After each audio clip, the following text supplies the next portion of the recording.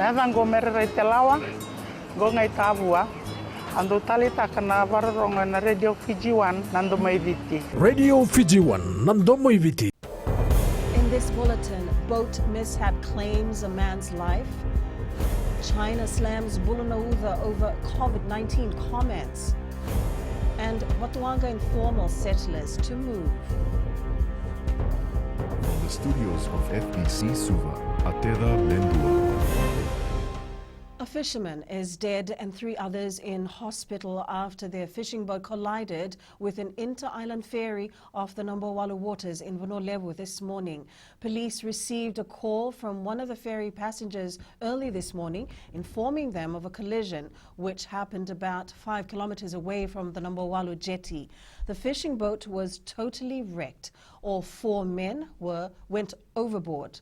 3 of them were pulled out of the water, but 1 remained missing. At around 8 a.m., police spokesperson Ana Naisoro confirmed that a search and rescue operation was activated and the Fiji Navy was informed of the incident. The body was recovered a couple of hours later and transported to mainland via a fiberglass boat. It was then taken to the Nambowalu hospital. Police investigation into the accident continues. The Chinese embassy in Fiji has lashed out at SODEPA opposition MP Mitieli Bulletin for his comments in Parliament, which it says can fuel racial ramifications for the Chinese community in Fiji. They are still looking for a vaccine, and when one is approved by the WHO, World Health Organization, whose integrity is now questionable for siding with China or communism, you will be artificially inseminated with a certificate to eat under your body or skin. The Chinese embassy, however, states all available reliable data suggests that the virus has a natural animal origin and was not manipulated or constructed. Families living in some informal settlements in Watuanga Suva will be moved to 8 miles in Nasinu. Housing Minister Pramila Kumar confirmed this in Parliament this morning. Kumar says the Bindi brothers are working on moving people out of the Nanuku and Waile settlements situated on their land. She also says the government will be working on formalizing 4 settlements, including Tabela, Torre Sakova and Wakanisila. There's few things still left, like for example EIA, etc. Simply because of the COVID lockdown, this work was not completed. So we'll complete all this work and we'll put it into the construction phase. The Minister for Economy has highlighted that cutting civil servants' salaries will mean stopping the flow of at least $120 million into our economy. Ayaz Said Qayyum made the statement in responding to the alternative budget provided by former Reserve Bank of Fiji Governor Sabinatha Narumbe. While acknowledging Narumbe's effort to provide an alternative budget, Said Qayyum said some of the suggestions made are not realistic given the current situation facing our people. Sabinatha Narumbe said, we should increase VAT to 12%. We should impose an additional 20% company tax surcharge, increase personal income tax, increase duty on motor vehicles and cut civil service salaries. And yet they're holding their submissions up as some kind of alternative to this budget. Some kind of alternative to this budget? Mr. Speaker, sir, no country is raising taxes. No country. When you don't have the ability to pay tax, why raise tax? No visiting foreign medical teams have provided services in the country this year due to COVID-19. Health Minister Dr. Efremi Wanganambete says a foreign medical team did come in early in the year but had to return immediately to their home countries as borders began closing. Dr. Wanganambete says they're in discussions about foreign medical teams returning next year depending on the situation. He adds they have managed to get 60 patients who were in India back into the country and their treatments were either fully or partially supported by the government. The monies are set aside in cases we need to actually send. We've actually sent, together with New Zealand Support, working with the New Zealand government, just recently 2 children who needed to go across very quickly.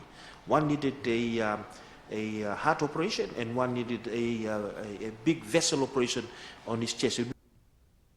The Social Welfare Department says 5,000 recertification forms have not been returned.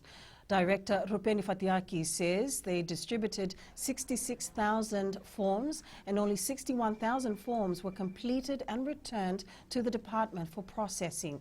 Fatiaki says those that are part of the recertification program are recipients of the Poverty Benefit Scheme, Care and Protection Allowance and Social Pension Scheme. He says the grace period ends this month. Those that have not, and I will send this message again, we still have quite a number of people who have not returned their forms. Some of them have not even come to fill their forms. And so on that, now, come 1st of August, those that are not certified, we are going to suspend their allowances. The Salvation Army of Fiji, although with the limited budget, continues its community work in the country. For the past month, the organization has been supplying meals at least once a week to students at Vishnu Dea Memorial School in Raiwai, whose families have been affected by the pandemic. Salvation Army Divisional Commander Andrew Moffat says it's an initiative created on the understanding that some families are going through difficult times due to the pandemic. Moffat says although limited in budget and resources, they're trying to do what they can to help the situation. We've got a limited budget, so we're helping where we can. We're also doing other work. We're providing some basic food parcels around the country to people who are in need as well. And bowling set for first tournament under new norm.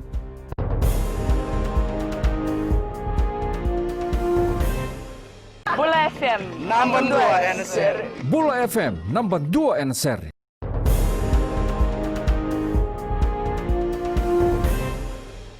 The Fiji Rugby Union now has to look for new alternatives to keep our national sevens players occupied. We were expected the announcement. We're working around the programs with coach to see, if we can put up those tournaments that will give our sevens players opportunity to play some top standard sevens. The Lotoka rugby team has a daunting task ahead during round 2 of the Skipper Cup when they take on Tailevu at Churchill Park at 3 p.m. this Saturday. The Maroons last played Tailevu in 2018 and lost during a relegation match, denying them a place in the Skipper Cup competition. Treasurer Tebita Songanga says the side is aware of how tough Saturday's match will be, even though they'll be hosting Tailevu. There are a lot of areas to work with, but that was Naitasiri, and they have prepared themselves well. So we have identified our weaknesses, and our coaches will be working on them. And we know that we will be facing a tough team with Tailevu. Fiji Mbati and Warriors winger Celestino Rabutaumanda has reportedly been banned from entering New Zealand once the NRL season concludes. Both are playing for the Warriors in Australia, but only the citizens on the team will be allowed to return. Star Elias Sakato won't be able to go back under the New Zealand's government's strict COVID-19 border regulations since they're not New Zealand citizens. Non-New Zealanders are unable to enter the country, and the players who have lived in New Zealand for a number of years have been in the country on work visas. Rabutaumanda represented Fiji at the NRL Nines last year. 60 national bowlers are expected to compete in the upcoming Banana Cup tournament. The event was launched today at the Suva Bowling Club, marking the return of bowling following the easing of COVID-19 restrictions on the sport. Bowling Fiji Secretary Philip Lacey says the tournament will be special for the bowlers, having endured a period where the sport was at a standstill. Everyone's really excited about it, people coming from all over the country to play. Hopefully the weather will be good for it. This is an annual event here, so it's always had good support by bowlers throughout Fiji. So we're looking forward to having a good weekend and get cracking into bowls again.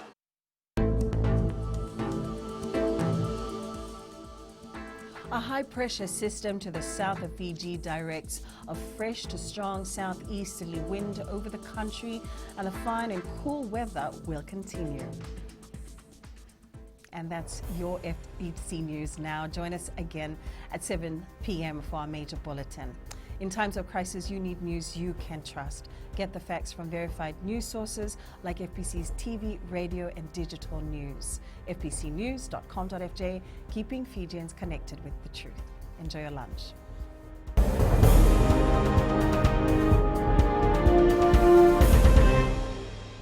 Hi, I'm Ini from Raki Raki. I love Gold FM, only the classic hits. Gold FM, only the classic hits.